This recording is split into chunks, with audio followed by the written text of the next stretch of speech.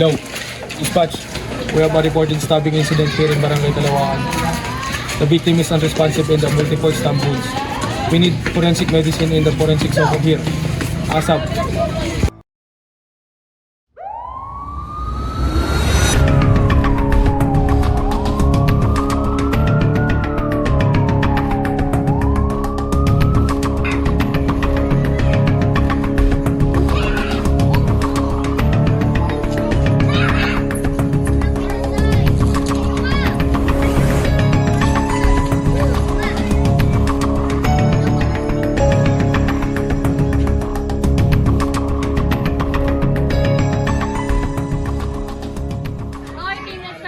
And collect all relevant evidence.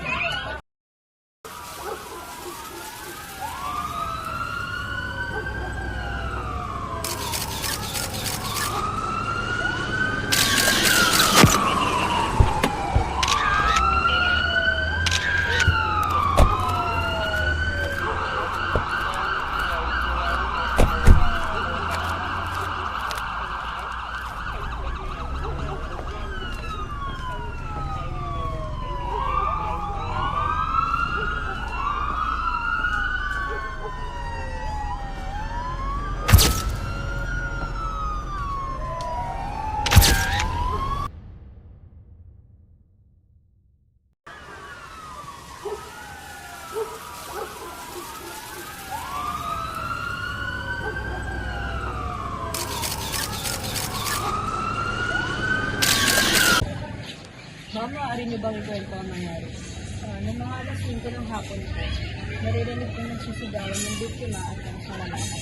Sinisigawan po ng lalaki yung biktima na, bayaran mo na yung utang mo, ayoko nang palakihin to. Tapos po, may narinig po kong sigaw na malakas bago po tumakbo yung lalaki. May nakita ka bang hawak? Hindi po, pero parang may nakita po kung kumilang sa ilaw dahil po sa marunong.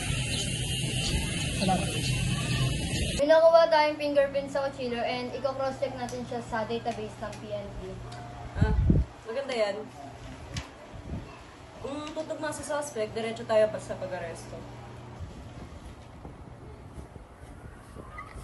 Ma'am, may lead na nakakita ng suspect ay umalis sa kanyang bahay. Pero monitracing natin siya as soon as possible. Okay, good work.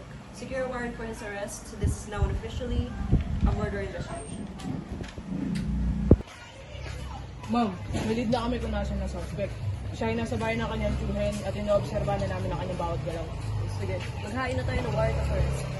Sige ma'am, copy.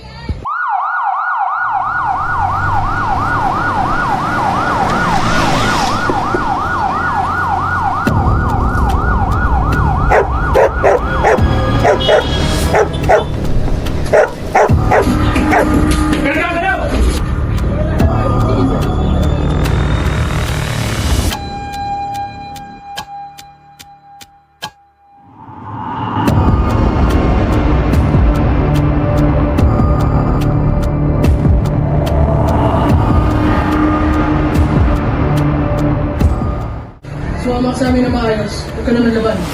May karapatan ka manahimik at kumuha ng abogado. Ano mang sabihin mo ay maaaring gamitin laban sa iyo sa korte.